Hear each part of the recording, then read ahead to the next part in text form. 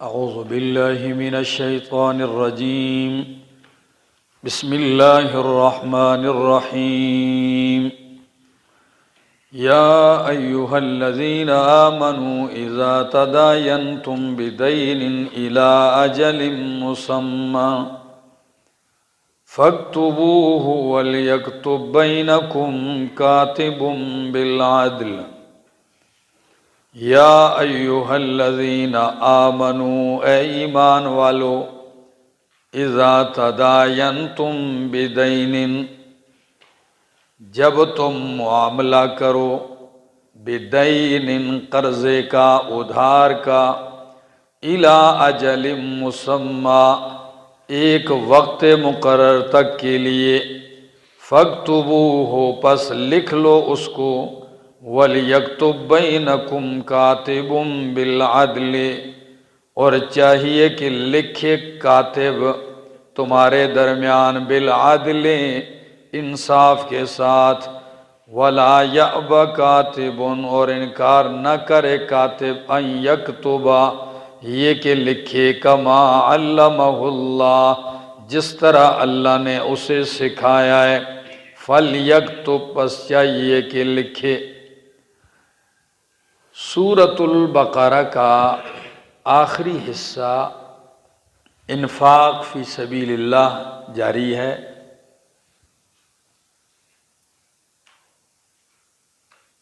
بہت ساری چیزیں آپ پڑھ چکے ہیں۔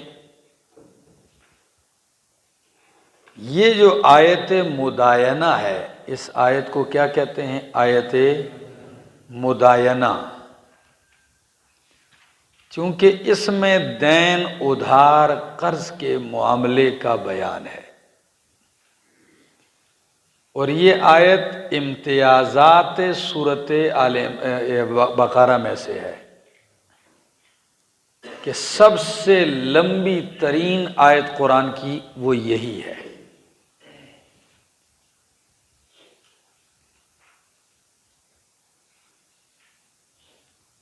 اور یہ جو آیت مداینہ ہے یہ بطور تتمہ سمجھ لو یا اس کو تنویر سمجھ لو ما سبقہ دونوں دعووں پر، جہاد فی سبیل اللہ اور انفاق فی سبیل اللہ، اس سے ان دونوں مضامین پر روشنی پڑتی ہے۔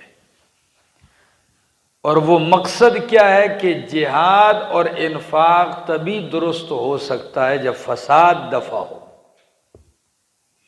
اور فساد دفع کرنے کے لیے معاملہ لکھنا اور اس پہ گواہ بنانا یہ اہم کردار ہے، یہ ضروری ہے، ٹھیک ہے نا؟ تو کوئی مشکل چیز اس میں نہیں ہے، صرف سمجھنے کی بات ہے، ذرا سمجھیے۔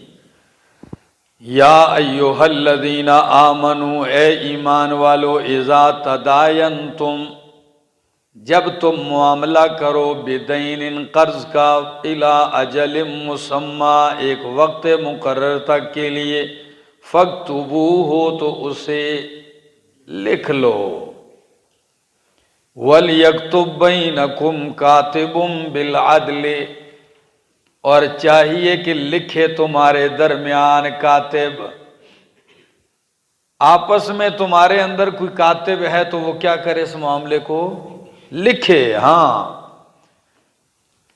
اور لکھے کیسے لکھے؟ بالعدل انصاف کے ساتھ، وَلَا يَأْبَ كَاتِبٌ أَن يَكْتُبَ اور کاتب انکار نہ کرے یہ کہ لکھے۔ دیکھیں اب تو تعلیم عام ہو چکی ہے، تقریباً لکھنا بہت سارے لوگوں کو آتا ہے۔ پہلے کہیں اکا دکا بندہ ہوتا تھا جو صاحب قلم ہوتا تھا، اور اگر کسی کو کہیں لکھنا آتا تو پورا گاؤں اس کا محتاج ہوتا۔ خط لکھنا ہے رشتہ داروں کو، فیملی میں دور دراز، تو اس کے دروازے کے باہر لوگوں کا ہجوم ہوتا۔ کبھی تو صبح سویرے لوگ پہنچ آتے، بھائی یہ خط آیا ہے بیٹے کے، پڑھ کے سناؤ کیا لکھا ہے۔ کبھی کہتے ہیں خط لکھو، میں نے ایک کاتب دیکھا جس کے دونوں ہاتھ کٹے ہوئے تھے اور وہ پاؤں سے لکھتا اور ایسے لکھتا کہ بندے کو حیران کر دیتا۔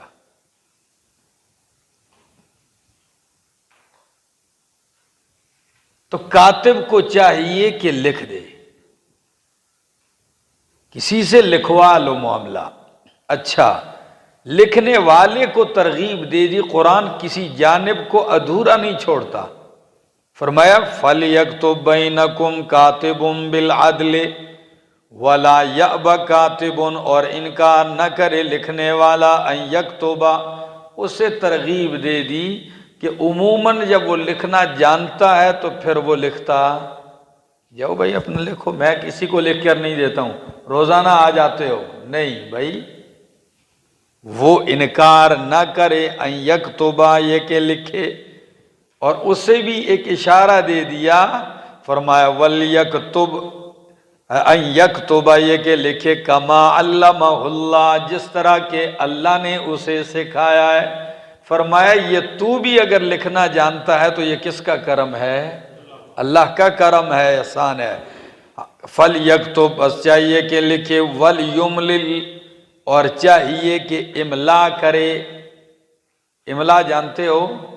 بولنا، لکھوائے۔ الذی، وہ شخص، علیہ الحق، جس پر قرض ہے۔ کیا گہرائی ہے قرآن مقدس کی! دو بندوں نے ادھار کا معاملہ کیا، کاتب لایا جا رہا ہے، وہ لکھ رہا ہے، اس کو حکم ہے انصاف سے لکھے، انکار نہ کرے۔ اب بولے کو ایک قرض لینے والا ہے اور ایک قرض دینے والا ہے، کون لکھوائے؟ یہ مضمون جو کاتب کو لکھنا ہے یہ بولے گا کون؟ تو قرآن مقدس نے فرمایا یہ جس کے اوپر قرض ہے یہ بولے، یہ لکھوائے۔ اس میں کیا حکمت ہے؟ اس میں حکمت یہ ہے لکھوا بھی رہا ہے اور سب کو گواہ بھی بنا رہا ہے۔ سمجھ آ رہی ہے؟ یہ سب اس کے اوپر شہادت بھی دیں گے، یہ تو خود ہی تو لکھوا رہا تھا۔ تو اقرار بھی لوگوں کے سامنے اس سے کیا کیا جا رہا ہے؟ کروایا جا رہا ہے۔ تو فرمایا وَلْيُمْلِلْ، بیان کرے، املا کروائے، الذی، وہ، علیہ الحق، جس پر قرض ہے، وَلْيَتَّقِ اللَّهَ رَبَّهُ، اور چاہیے کہ ڈرے اللہ سے جو اس کا رب ہے، وَلَا يَبْخَسْ مِنْهُ شَيْئًا، اور کمی نہ کرے اس سے شیئا، کچھ بھی۔ یعنی لکھوانے میں اگر اس نے 1,00,000 دینا ہے تو یہ نہ لکھوا دے 90,000 لکھ دو، ایسا کم نہیں کروانا، جتنا اس پر حق بنتا ہے دینا وہ پورا پورا لکھوائے۔ آگے فَإِنْ كَانَ الَّذِي عَلَيْهِ الْحَقُّ، یہ لکھنے میں بھی بڑی باتیں ہیں۔ کچھ معاملات میں پتہ چلا، جب پولیس کا معاملہ عدالت میں گیا تو پولیس نے دن کے 12 بجے جو کام ہوا تھا اس کو رات 12 بجے لکھ دیا۔ اس تفتیشی نے دن 12 بجے کے کام کو رات کیوں 12 لکھا؟ یہ تو پھر ہمیں وکیل نے بتایا کہ یہ دن کے 12 بجے کو رات 12 بجے اس لیے لکھا کہ کیس میں کچھ بھی نہیں رہے گا۔ دن کے کیس کی نوعیت اور ہوتی ہے اور رات والے کی اور ہوتی ہے۔ اور یہ کیوں کیا اس نے؟ یہ اس نے پیسے کھائے تھے۔ تو عموماً کاتب ایسا کر جاتے ہیں، لکھنے والے عموماً لکھوانے والے بھی معاملے کی لکھت میں غلط بیانی کر جاتے ہیں۔ اللہ نے ان کو بھی باندھ دیا ہے، کاتب عدل سے لکھے، اور جب بھی لکھنے والا عدل سے لکھتا ہے پورے ملک کا نظام درست ہوتا ہے۔ جب قلم نہ بکے، قلم صحیح چلے، عدل سے چلے، تو فساد دفع ہوتا ہے کہ نہیں ہوتا؟ یہ بڑی بات ہے، آیت مدائنہ ہے لیکن بہت ساری چیزوں کو اپنے اندر سمیٹے ہوئے، ٹھیک ہے نا؟ اللہ اکبر۔ وَلَا يَبْخَسْ مِنْهُ شَيْئًا، اور نہ کمی کرے نہ گھٹائے اس سے کچھ بھی۔ فَإِن كَانَ الَّذِي عَلَيْهِ الْحَقُّ، اگر وہ بندہ جس پر حق ہے، قرض ہے، سفیہاً بے وقوف، اگر ہو وہ آدمی جس پر قرض ہے وہ بے وقوف ہے، وہ کیا مضمون بول سکتا ہے کہ لکھو مضمون، وہ اس میں ماہر ہی نہیں ہے۔ او ضعیفاً، یا کمزور ہے، او لا یستطیع ان یمل، یا وہ طاقت نہیں رکھتا ہے کہ وہ بیان کرے، لکھوائے، املا کرے۔ کیوں؟ مثلاً گنگا ہے، بول نہیں سکتا تو کیا لکھوائے گا؟ یا مثلاً اس کی زبان اور کاتب کی زبان الگ ہے، سمجھ میں آ رہی؟ نہیں بلوا سکتا، مثلا کسی طریقے میں کمزوری ہے اس کے اندر، تو فرمایا کیا کیا جائے اب؟ وَلَا يَسْتَطِيعُ أَن يُمِلَّهُ فَلْيُمْلِلْ وَلِيُّهُ، چاہیے کہ اس کا جانبدار، اس کا کارندہ، اس کا دوست، اس کا وارث کیا کرے؟ لکھوائے۔ یہ لفظ سب کو شامل ہے، ٹھیک ہے نا؟ اس کا اعتمادی کس جو ہو، ٹھیک ہے، بندہ ہو، وہ کیا کرے؟ وہ لکھوا دے۔ آگے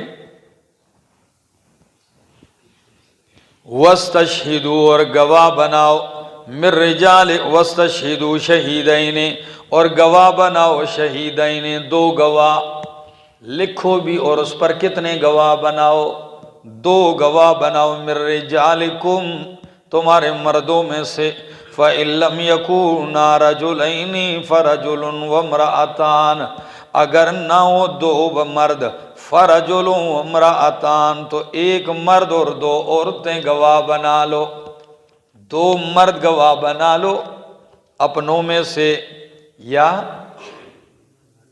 مرد ایک ہی ہے تو ایک مرد اور دو عورتیں ملا لو۔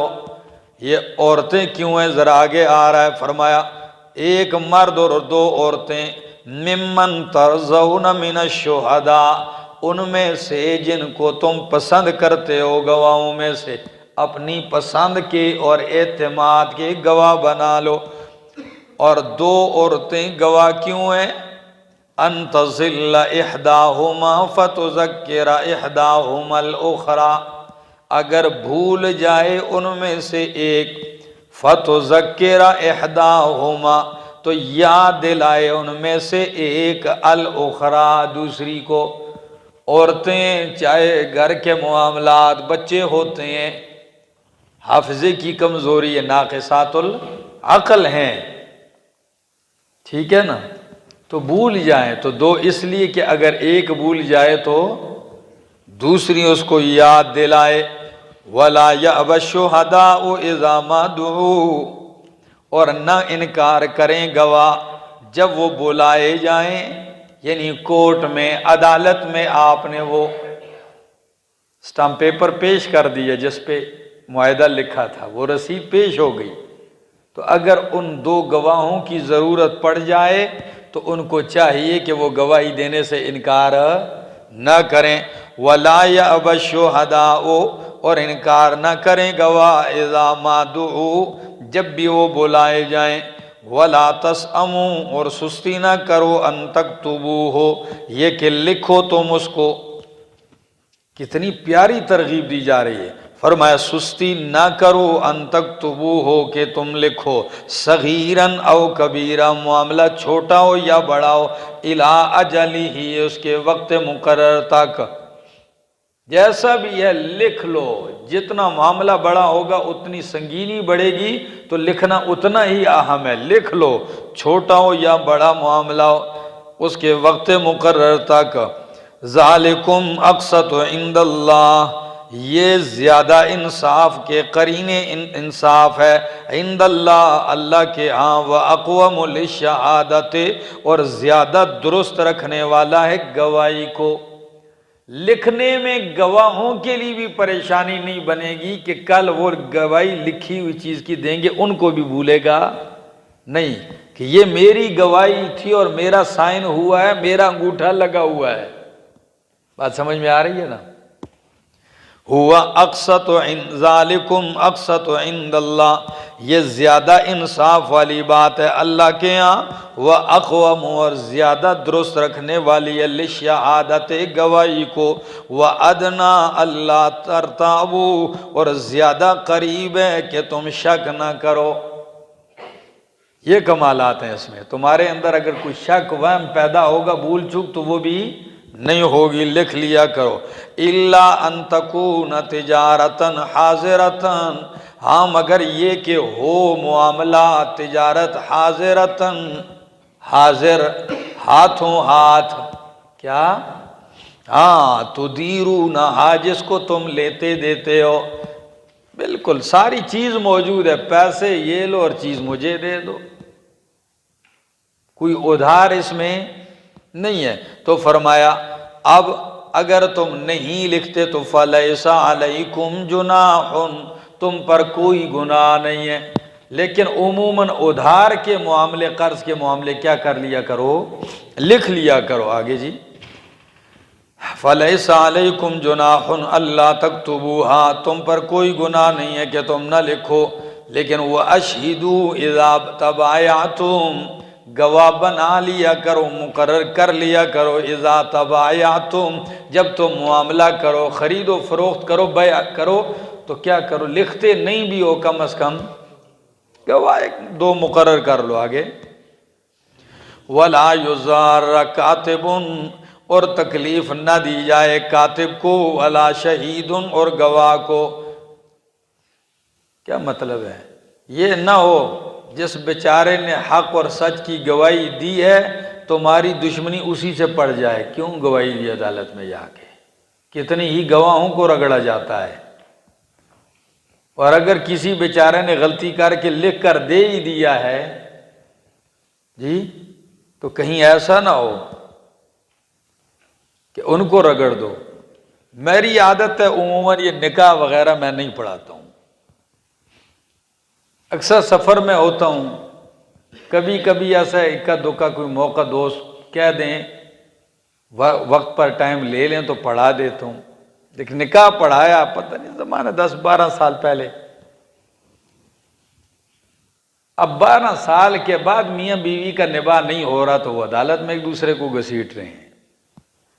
تو ایک دن گھر بیٹھا ہوں تو سمن میرے پاس بھی آ گیا، آپ کی عدالت ہے۔ میں نے کہا یار کیا ہوا ہے؟ ایک تاریخ پر گیا، حاضر ہوا، وکیل کہتا ہے چلو جی۔ میں نے کہا کیوں جی؟ تاریخ ہو گئی۔ اچھا، نہ کوئی پوچھا ہے نہ کوئی تاریخ ہو گئی، چلو آگے۔ پھر میں نے وکیل سے کہا یار آئندہ تاریخ تو یہ اپنی مرضی سے دیں گے، میں نے بیانات کرنے ہیں تو وہ لوگ بھی پریشان ہوں گے، لیکن مجھے اتنا بتاؤ مجھ سے پوچھنا کیا ہے؟ مسئلہ ان دونوں کا ہے۔ اگلی تاریخ پہ میں گیا تو وہ جج جو تھی وہ خاتون تھی، تو میں حاضر ہوا تو وہ مجھے دیکھ کے یہ نکاح آپ نے پڑھایا ہے؟ میں نے کہا جی یہ جرم میں نے کیا ہے، یہ غلطی میں نے کی ہے۔ تو وہ ہنس پڑی، جی یہ تو غلطی نہیں ہے۔ میں نے غلطی نہ ہوتی تو ادھر کھڑا ہوتا، غلطی نہ ہوتی تو یہ دوسری تاریخ پہ یہاں کھڑا ہوتا۔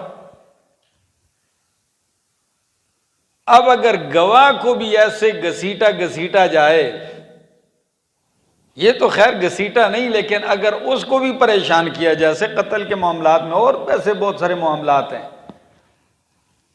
پھر گواہوں کی بولیاں لگتی ہیں، پھر گواہوں کو دھمکیاں ملتی ہیں، تو اللہ رب العزت نے گواہوں کو بھی ترغیب دی لیکن ساتھ ان کا تحفظ بھی کیا۔ کیا تحفظ کیا؟ فرمایا وَلَا يُزَارُ كَاتِبٌ، اور نہ تکلیف دی جائے کاتب کو اور نہ گواہ کو، وَإِن تَفْعَلُوا اور اگر تم کرو، فَإِنَّهُ فُسُوقٌ بِكُمْ پس یہ گناہ ہے تمہارے ساتھ، یہ تمہاری بے راہ روی ہے، ہاں یہ تمہارا حد سے نکلنا ہے۔ وَاتَّقُوا اللَّهَ اور ڈرو اللہ سے، وَيُعَلِّمُكُمُ اللَّهُ اور اللہ تمہیں تعلیم دیتا ہے۔ اللہ سے ڈرو، اللہ تمہیں کتنے بہترین طریقے سے تعلیم دے رہا ہے۔ وَاللَّهُ بِكُلِّ شَيْءٍ عَلِيمٌ اور اللہ ہر چیز جاننے والا ہے۔ وَإِن كُنتُمْ عَلَى سَفَرٍ اگر ہو تم سفر میں، وَلَمْ تَجِدُوا كَاتِبًا اور کاتب نہ پاؤ، سفر میں کوئی لکھنے والا بھی نہیں مل رہا، فَرِحَانٌ مَقْبُوضَةٌ تو پس رہن ہے مقبوضۃ قبضے میں دی ہوئی، مقبوضہ قبضے میں دی ہوئی، مقبوضہ کشمیر یعنی قبضے میں دیا ہوا کشمیر، سمجھ میں آ گیا کہ قبضہ کیا ہوا اور ایک قبضہ میں دیا ہوا۔ تو فرمایا فَإِن لَّمْ تَجِدُوا كَاتِبًا اگر نہ پاؤ تم کاتب، فَرِحَانٌ مَقْبُوضَةٌ پس رہن ہے قبضہ میں دی ہوئی۔ فَإِنْ أَمِنَ بَعْضُكُمْ بَعْضًا رہن کیا ہے؟ گروی۔ میں نے آپ سے کہا بھائی مجھے یہ سائیکل دے دو، آپ نے مجھے دے دی، میں نے کہا آپ کو پیسے دے دوں گا 2 مہینے 3 مہینے بعد، اب آپ کا اعتماد نہیں آ رہا، کاتب بھی نہیں ہے کہ لکھا جائے۔ میں نے کہا چلو ایسا ہے، یہ میری گھڑی ہے ٹھیک ٹھاک قیمتی ہے، یہ بھی رکھ لو، ٹھیک ہے نا۔ تو پھر آپ کا سائیکل لے کر میں چھپ گیا اور بھاگ گیا، تو گھڑی سے اپنی قیمت کیا کر لینا؟ پوری کر لینا۔ یہ ایک ضمانت ہے، گارنٹی دینی ہے، ٹھیک ہے نا۔ یہ رہن ہے، جس دن میں آپ کے پیسے آپ کی چیز آپ کو واپس دوں گا تو اپنا رہن کیا کر لوں گا؟ واپس لے لوں گا، ٹھیک ہے۔ لیکن رہن سے آپ کے لیے فائدہ اٹھانا یہ جائز نہیں ہے، ٹھیک ہو گیا۔ آگے جی، فَإِنْ أَمِنَ بَعْضُكُمْ بَعْضًا پس اگر اعتماد کریں تمہارے بعض پر، فَلْيُؤَدِّ الَّذِي اؤْتُمِنَ پس چاہیے کہ ادا کرے وہ شخص، اؤْتُمِنَ امانتہ جس پر اعتماد کیا گیا ہے اس کی امانت کا، جس پر کسی نے اپنی امانت کا کیا کیا؟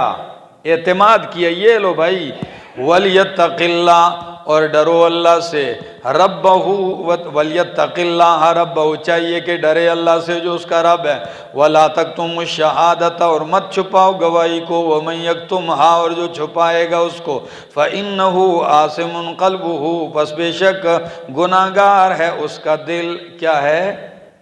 گناہگار ہے اس کا دل۔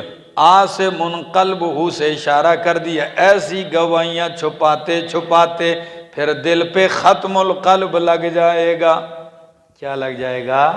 ہاں، نتیجہ بن جا رسید۔ واللہ بما تعملون علیم اور اللہ اس پر جو تم عمل کرتے ہو علم رکھنے والا ہے۔ للہ ما فی السماوات وما فی الارض اللہ ہی کا ہے جو کچھ آسمانوں میں اور زمین میں ہے۔ للہ جار مجرور مقدم، ٹھیک ہے نا، ہاں خاص اللہ ہی کا ہے بغیر کسی کی شراکت کے، جو کچھ آسمانوں میں ہے، وما فی الارض اور جو کچھ زمین میں۔ سورت کا تتمہ ہے، کیا تتمہ ہے؟ آگے اللہ للہ ما فی السماوات وما فی الارض وان تبدوا ما فی انفسکم اگر تم ظاہر کرو وہ جو تمہارے نفسوں میں ہے، دلوں میں ہے، او تخفوہ یا چھپاؤ اس کو، یحاسبکم بہ اللہ حساب کرے گا اس کے ذریعے اللہ تمہارا۔ اس کا کیا کرے گا؟ اللہ تم سے حساب لے گا، چھپاؤ یا ظاہر کرو۔ ایک بات یہ لے لو، اگر اس کو عقیدے کے ساتھ جوڑو گے تو بات تو آسان ہے کہ عقیدہ اگر تم دل میں غلط رکھو یا زبان پہ لاؤ حساب، کیونکہ اعتقاد کے ساتھ تعلق ہے۔ اگر اس کو عام لوگے تو پھر کئی مفسرین نے اس کو منسوخ مانا ہے۔ وہ کہتے ہیں جی بعد والی آیت نے اس کو منسوخ کیا. کون سی آیت نے؟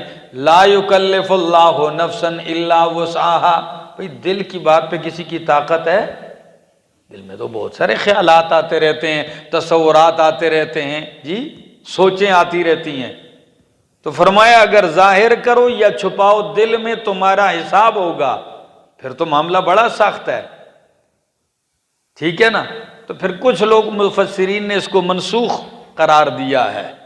لیکن اگر آپ یہ کہو گے کہ عقیدہ چھپاؤ یا ظاہر کرو، تو عقیدہ چاہے دل کے ساتھ ہو جس کا تعلق، ٹھیک ہے نا، یا اعمال کے ساتھ ہو، اس کا حساب تو اللہ ضرور کرے گا. یا بعض مفسرین کرام فرماتے ہیں کہ اس سے وہ وسوسے مراد نہیں، یہ وسوسہ خیالات دو قسم کے ہیں، یہ بھی لکھ لو. وساوس اور خیالات کتنی قسم کے ہیں؟ ایک ہے وسوسے کا آنا، یہ دوران نماز بھی خیالات آ سکتے ہیں، برے بھی آ سکتے ہیں. اور ایک ہے خیالات کو لانا، جو آئیں اس پہ حساب نہیں ہے، لیکن ایک بندہ بیٹھ کے سوچتا ہی اسی لیے، وسوسے لاتا ہے، خیالات غلط پیدا کرتا ہے. آپ اس کو تھوڑا سا سوچیں گے تو آپ اس کی تہ تک پہنچ جائیں گے، ٹھیک ہے نا.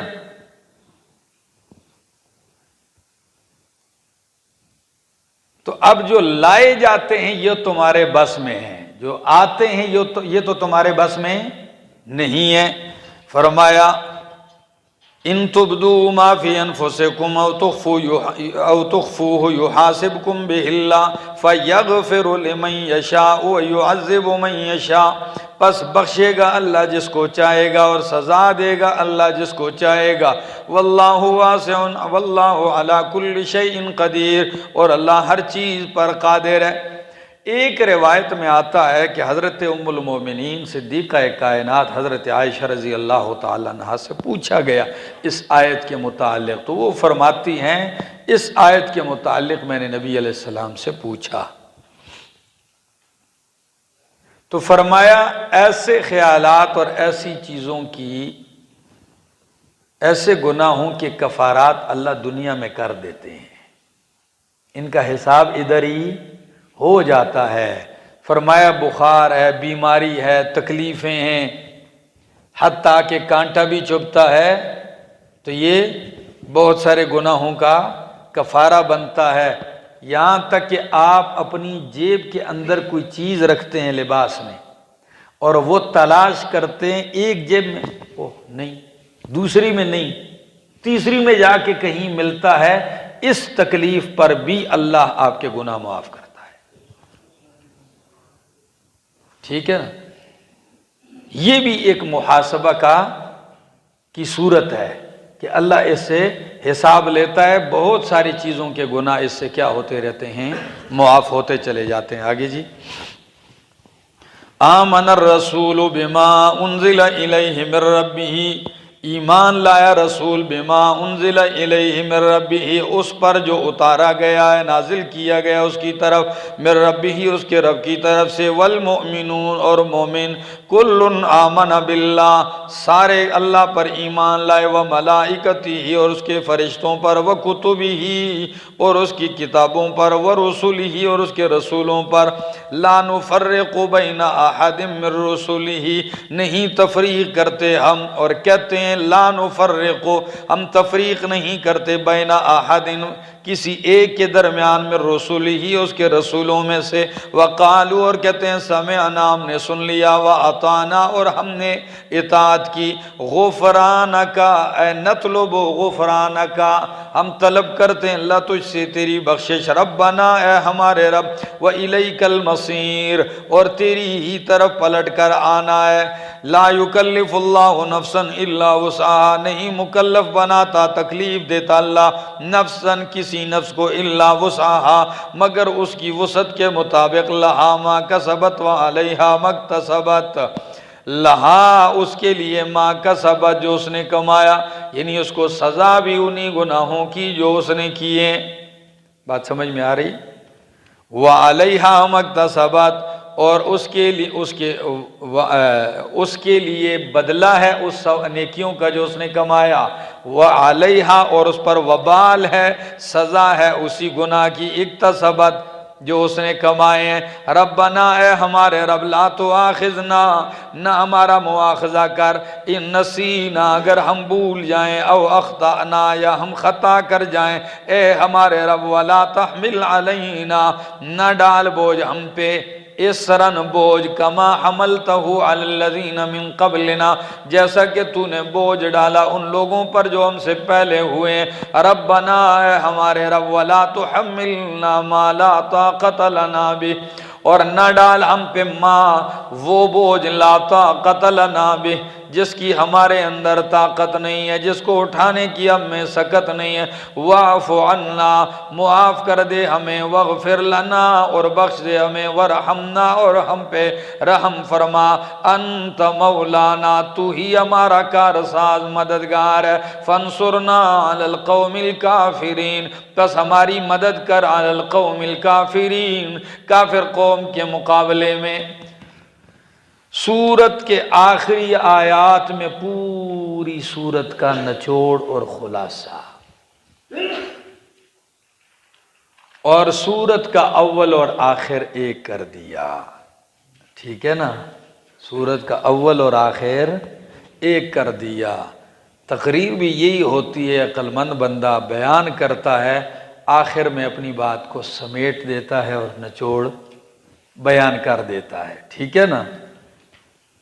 آمن الرسول بما انزل الیہ من ربہ ھدی للمتقین الذین یؤمنون بالغیب ویقیمون الصلاة ومما رزقناہم ينفقون والذین یؤمنون بما انزل الیک وما انزل من قبلک وبالآخرۃ ھم یوقنون۔ ادھر فرمائے یؤمنون بما انزل الیک، اللہ ایمان لاتے ہیں اس پر جو آپ کی طرف اتارا گیا۔ ادھر فرمایا کہ متقین اس وحی پر ایمان لاتے ہیں جو پیغمبر کی طرف اتاری گئی۔ ادھر ترقی کر کے فرمایا پیغمبر خود بھی اس وحی پر ایمان لاتا ہے جو پیغمبر کی طرف اتاری گئی۔ آمن الرسول، سب سے پہلے ایمان کون لایا؟ ہاں تو رسول بھی مومن ہیں، کیا ہیں؟ ہاں مومنین کا فرد ہیں، فرد کامل ہیں۔ آمن الرسول بما انزل الیہ من ربہ، ایمان لائے رسول اس پر جو نازل کیا گیا اس کی طرف، من ربہ اس کے رب کی طرف سے، والمؤمنون اور مومن ایمان لائے، صحابہ سارے ایمان لائے، کلن سب کے سب ایمان لائے، باللہ اللہ پر، وملائکتہ فرشتوں پر، وکتبہ اور اس کے رسولوں پر، کتابوں پر اور رسولوں پر، تلک الرسل فضلنا بعضهم علی بعض، ٹھیک ہے نا؟ ادھر فرمایا تفضیل کے قائل ہیں، ادھر فرمایا تفضیل کے قائل ہیں مگر تفریق کے قائل، لا نفرق بین احد من رسولی وقالوا سمعنا واطعنا غفرانک، ایسے لوگ ہیں ان کی طرح نہیں جنہوں نے کہا سمعنا وعصینا، میرے پیغمبر کے صحابہ ان کی طرح نہیں، پیچھے گزرا ہے نا جنہوں نے کیا کہا؟ سمعنا ہم نے سن لیا، وعصینا اور ہم نے نافرمانی کی، بلکہ یہ ایسے لوگ ہیں کہتے ہیں سمعنا واطعنا ہم نے سن لیا اور ہم نے اطاعت کی، غفرانک کیا؟ یہ ان کی طرح نہیں ہے کہ ان سے کہا گیا حطۃ نغفر لکم خطایاکم، بلکہ یہ خود ہی کہتے ہیں غفرانک، حنطتن والے نہیں ہیں بلکہ یہ کیا کہتے ہیں؟ غفرانک، اللہ ہم تجھ سے بخشش چاہتے ہیں، نطلب غفرانک ربنا وإلیک المصیر، اور اے ہمارے رب وإلیک المصیر وَإِلَيْكَ الْمَصِيرُ، اور آپ ہی کی طرف لوٹ کر آنا ہے۔ لا یکلف اللہ نفسا الا وسعها، نہیں مکلف بناتا اللہ کسی نفس کو مگر اس کی وسعت اور طاقت کے مطابق۔ جتنے بھی احکامات دین ہیں یہ ساری طاقت اور وسعت کے، اور جدھر طاقت کم ہوتی ہے تو حکم بھی بدلتا جاتا ہے۔ بیٹھ کے نہیں پڑھ سکتے، کھڑے ہو کے نہیں پڑھ سکتے ہو تو کیا کرو؟ بدلا کہ نہیں بدلا؟ بیٹھ کے طاقت نہیں، بدل گیا ٹیک لگاؤ۔ پانی سے وضو کرو، بیماری ہے، پٹیاں لگی ہوئی ہیں، زخم ہے، بھئی تیمم کر لو۔ نماز سفر میں اور یہ گنجائش دی ہے، بھئی 4 ہے 2 کر لو۔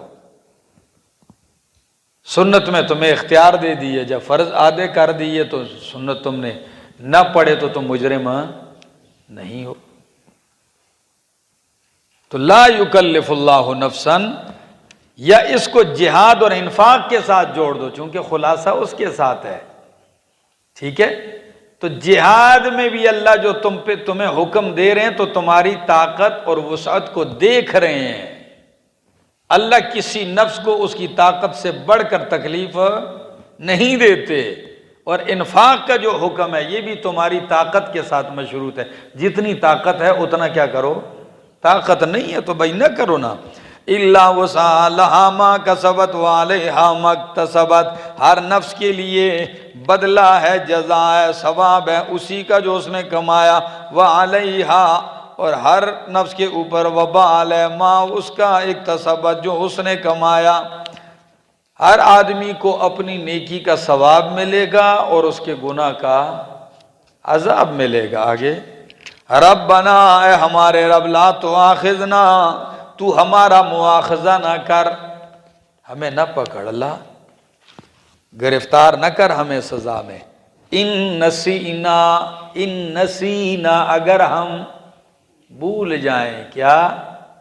کیونکہ اولاد آدم ہے نا، تو آدم علیہ السلام بھولے تھے نا، سورت کا شروع ہے، بھولے تھے کہ نہیں؟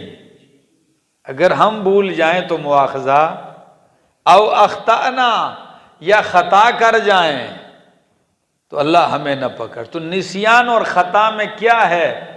آسان لفظوں میں کہ نسینا، بھول جائیں، یعنی جو کرنا تھا وہ نہ کر سکیں، یہ بھول ہے۔ جو کرنا تھا وہ نہ کریں، بھول جائیں۔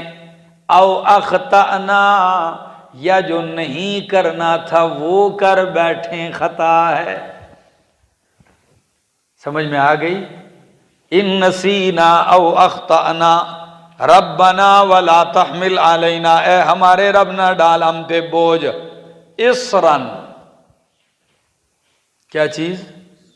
بوجھ نہ ڈال اللہ ہم پر، کما حملتہ علی الذین من قبلنا، جس طرح کے بوجھ تو نے ڈالا تھا ان لوگوں پر جو ہم سے پہلے گزرے ہیں، یہود پر، نصارہ پر، اللہ جو احکام شاقہ تھے اللہ وہ بوجھ ہم پہ نہ ڈال۔ ربنا ولا تحملنا ما لا طاقت لنا بہ، اے ہمارے رب ہم پہ نہ ڈالو ماں وہ احکام لا طاقت لنا بہ جس کی ہمارے اندر طاقت نہ ہو، واعف عنا، اور بخش دے ہمیں، درگزر فرما ہم سے، واغفر لنا، بخش دے، وارحمنا، اور ہم پہ رحمت نازل کر، انت مولانا، تو ہی ہمارا مولا اور کارساز ہے، فانصرنا علی القوم الکافرین، پس تو ہماری مدد کر، علی القوم الکافرین، کافر قوم کے مقابلے میں تو ہمارا حامی اور ناصر ہو جا، تو ہی ہمارا کار ساز ہے، جتنے بھی بگڑے ہوئے کام ہیں وہ بنانے والا تو ہے، تو ہمارا مددگار ہے۔